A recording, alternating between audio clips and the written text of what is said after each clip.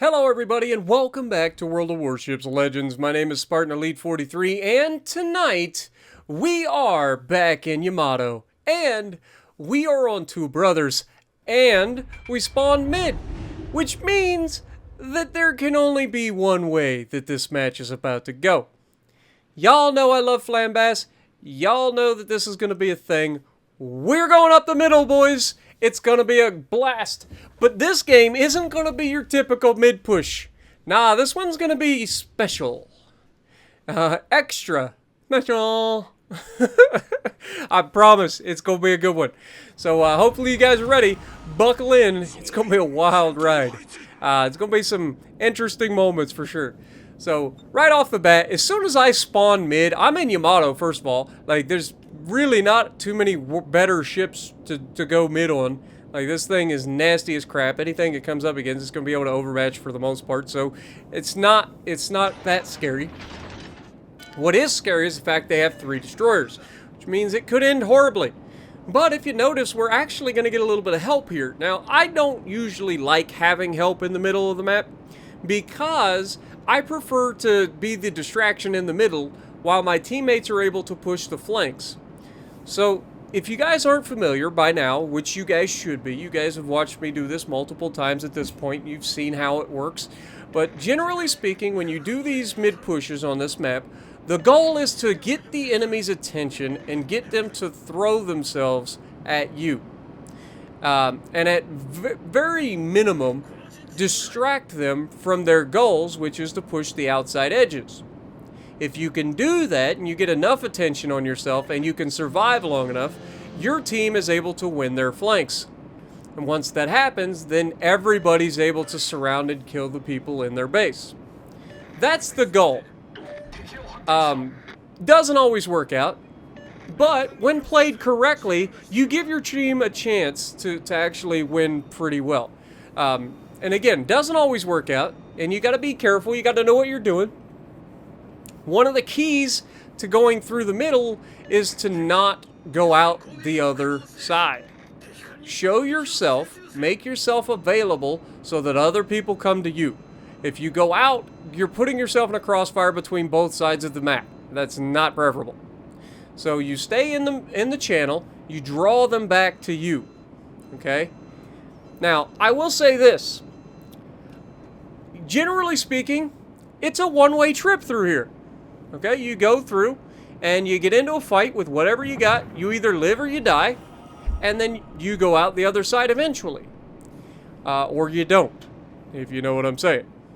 Now, our destroyer smokes up here. Now, having a destroyer go ahead of you is kind of nice because in a match where you have 3 destroyers against you, it's nice to actually have the ability to potentially see ahead of time whether or not you're about to be torped. And the fact that we're actually getting to get away with this is kind of huge. Now, I don't think we've been spotted up to this point, and the guy dropping a smoke screen is going to allow us to kind of sneak up on this Alaska over here. He is not prepared for a Yamato to come through the middle and have a beautiful look at his broadside. Now, this Alaska clearly knows that something's going on in the middle, because they fired their guns in the direction of that destroyer. I don't know if the destroyer was spotted initially or what, but here we get an absolutely beautiful look. And we fire the guns right as they go dark, and wait for it. Yeah, there goes half his hit points. 26,000 damage, and all of a sudden Pyromaniac is like, nah. That did not just happen. But in true Pyromaniac fashion, they did start a fire the very first shot that they take with it. You gotta love that. Now, they turn away, and honestly, it doesn't matter. You're against the Yamato, you're in an Alaska, you're showing way too much side. I'm going to punch you regardless of your turning away, and we actually get another Citadel, which is kind of funny, because you don't Citadel Alaskas very often. But we got lucky, back-to-back salvos, 2 Citadels, 56,000 damage done, and you're 1 shot away from being finished off. Now, I didn't realize at the time there's another battleship behind me. They just took a shot at the Alaska, and also the people on the far right side managed to take some shots at the Alaska. There's a destroyer that moved into the cap already. Now, we get the kill on the Alaska. We get the first blood. Now, pay attention to what's happening on the map. Look how far up the left side of the map has already pushed. Okay? Notice that the base is also contested. Now, I've got a choice here. Do I push up and help with the Shima? No. He looks like he's got that guy well in hand. So, unfortunately, when that happens, that's the way it goes sometimes. It looks like the guy's got it, and then he eats a torpedo and dies. So we know there's a Shima that's got no health left that we could potentially shoot.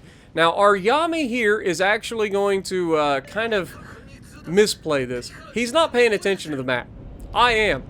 So rather than going out this side, I'm actually going to reverse into the corner here and prepare to fight the battleships that are coming around into our base. The battleships on their side actually played it perfectly. They recognized that we were mid, they recognized that we were going to win that side, and they are pushing hard to try to get to our base in numbers. In one, they can flank us, and B, they can capture the base. With only having two of us, well, I guess there was three of us here. So we're going to try to back off, get turned around in time to counter these guys, preferably without being broadside doing it. Because I know that it's hard to turn this thing around in this channel. This is the downside of this channel. Being in a battleship, trying to turn around in this channel is rough. But we've got the perfect place to do it. We've got a nice little hook, little cove here that we can reverse into and then allow us to turn and go the other direction if we have time to do it. If I get caught right now, knowing that these guys are coming, we got a Montana, we got a Yami, like knowing these guys are coming, if I get caught broadside, I'm a dead man. Like it ain't a question. It's gonna be a thing. Now, one of their Yamatos goes down.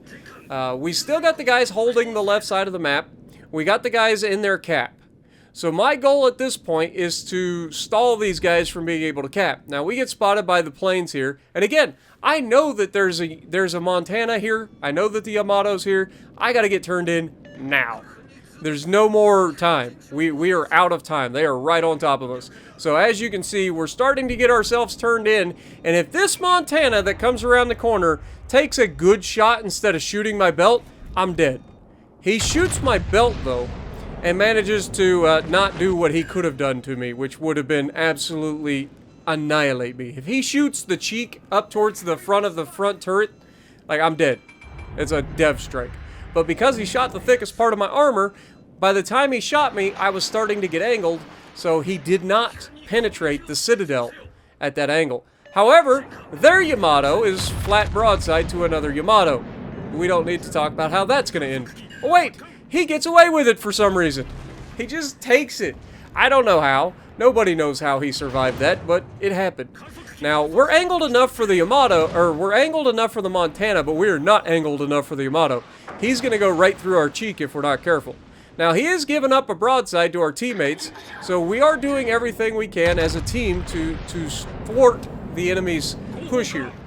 Now, the Montana, at this range, could be a problem if he gets my broadside. But honestly, look at his hit points. He's less than half his hit points. In 10 seconds, I'm going to be able to punch straight through his bow and hit him pretty freaking hard. Now, he's basically a 2, maybe a 3 shot if I get a bad roll of RNG at this point. But, fortunately, the other Yamato has turned around and come back. Which, you just saw what happened. He caught that Montana slipping, and that is going to be the end of that. The Montana's got to choose who he wants to shoot with his last shot. He ends up choosing the other Yamato, which, I mean, at the angle that he's up against, I don't blame him. He can go through the cheek and potentially blap that Yamato. But we hit him with the rear guns and then hit him with the front guns, and fortunately for us, the friendly Yamato did not get blapped. Now here, we knew the Shima was behind us. We knew we were probably going to take torpedoes. But taking 2 torpedoes from a Yami, that adds up to basically 1 torpedo from a Shima, and then dodging the rest is a pretty favorable outcome for our team. Now they still have 3 destroyers. They've got people in the cap. We've got a guy or 2 of them behind us. This is not an ideal situation, and I'm kind of hung up on the island right now as we were trying to dodge those torpedoes. Now you can see the angry smoke screen out ahead of us, so we got a kind of an idea where the enemy destroyer is, and sure enough, there he is. He gets radared, I'm sure, by a teammate. He gets spotted for just a second, and we managed to take him out. I don't think he actually got radared. I think it was actually our other destroyer that spotted him. But we managed to quickly take him out, ending the threat to the cap on our base. Now, we're at 131,000 damage. We got 3 kills. There are 2 people left. We could be on a Kraken hunt right now. But again, this is one of those situations where I've got to decide what on earth I'm going to do here. Do I go into our base and turn around or go out to the flanks? That would be probably the smart play. But in my mind, I'm figuring these guys in the destroyers have got to be trying to come up behind us, right? Like, that would be what I would be doing in a destroyer. Just try to sneak up behind these battleships and drop torps up their booty. I mean, it worked once, but unfortunately, that's not what happens. These guys actually go around the outside, and we don't ever get a chance to shoot them again. So I'm going to save you guys a little bit of that. I'm just going to speed up the ending. And as you can see, there's not a whole lot that's going to happen here. I think we get a couple of shots at the Shima out at range here. But you can see I'm trying to Austin Powers my way out of this and get myself turned around. And by the time I do actually get myself turned around, we get a shot, maybe 2 shots at the guy, and we can't hit him at that kind of range. Or at least we didn't hit him at that kind of range. But hopefully you guys enjoyed it. I'm sorry that there's no after-action report. I don't know what happened for this one. It got weirded or something. I'm not sure. But hopefully you guys enjoyed this little push. Hopefully you have a great weekend. And if you like what I'm doing, punch the like button. Leave a comment below. Subscribe to the channel if you haven't already. And as always, I will see you in the next video.